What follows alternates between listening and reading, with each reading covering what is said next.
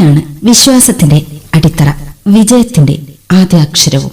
അപ്പോൾ ഭക്തിയുടെ വഴിയിലേക്ക് വെളിച്ചം വീശുകയും അവിടെ സ്വയം ഒരു വിളക്കായി മാറുകയും ചെയ്യേണ്ടത് ഒരു ഭക്തന്റെ നിർവൃതിയല്ലേ?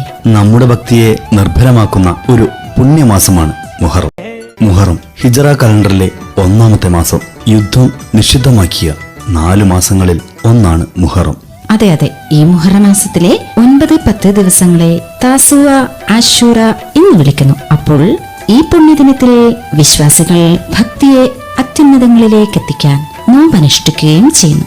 അതെ, പ്രത്യേക പ്രാർത്ഥനകളാലും അനുഷ്ഠാനങ്ങളാലും ചരിത്രത്തിൽ സുപ്രധാനമായ ഒട്ടേറെ സംഭവങ്ങൾക്ക് സാക്ഷ്യം വഹിച്ച മാസമാണല്ലോ മുഹറം. അതെ, പ്രവാചകൻ മൂസാ നബി അലൈഹിസ്ലാമിനെയും അനുയായികളെയും ഫറോവയിൽ നിന്ന് രക്ഷിച്ച ദിനമെന്ന നിലയ്ക്കാണ് വിശ്വാസികൾ ഇതിനെ പ്രാധാന്യത്തോടെ വീക്ഷിക്കുന്നത്.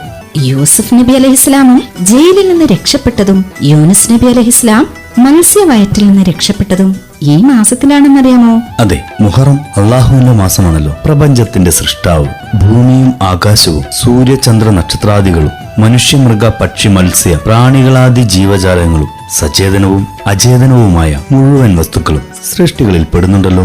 ഉണ്ടല്ലോ. യുഗങ്ങൾ തമ്മിൽ പോലും പദവിയുടെ കാര്യത്തിൽ അന്തരമുള്ളതായി മുഹമ്മദ് നബി പറയുന്നുണ്ടല്ലോ. ഉത്തമ തലമുറ എന്റെ കാലക്കാരാണ്, പിന്നെ അവരോടടുത്തവരും ശേഷം അവരോട് തുടർന്നു വരുന്നവരും. അതെ, തൗബയുടെ ദിനം കൂടിയാണ് മുഹറം. ഒരിക്കൽ മുഹമ്മദ് നബിയുടെ അരികിൽ വന്ന് ഒരാൾ ചോദിച്ചു, നബി തങ്ങളെ, റംസാൻ മാസം കഴിഞ്ഞാല് ഏത് മാസാണ് സുന്നത്ത് നോമ്പിന് വേണ്ടി നബി തങ്ങൾ നിർദ്ദേശിക്കുന്നത്? എനിക്കൊന്ന് അറിയണമായിരുന്നു. മുഹറം മാസം നോമ്പെടുക്കൂ. അത് അള്ളാഹുവിന്റെ മാസമാണ്. ഒരു സമൂഹത്തിന്റെ പശ്ചാത്താപം സ്വീകരിച്ചതും മറ്റൊരു സമൂഹത്തിന്റേത് സ്വീകരിക്കാനിരിക്കുന്നതുമായ ദിവസം ആശൂറാഹാണ്. ആ ദിവസം ഉൾക്കൊള്ളുന്ന മാസമായതുകൊണ്ട് റംസാൻ കഴിഞ്ഞാൽ നോമ്പിന് വിശേഷപ്പെട്ട മാസം മുഹറമാണ്. കേട്ടില്ലേ മുത്തുനബി പറഞ്ഞത്?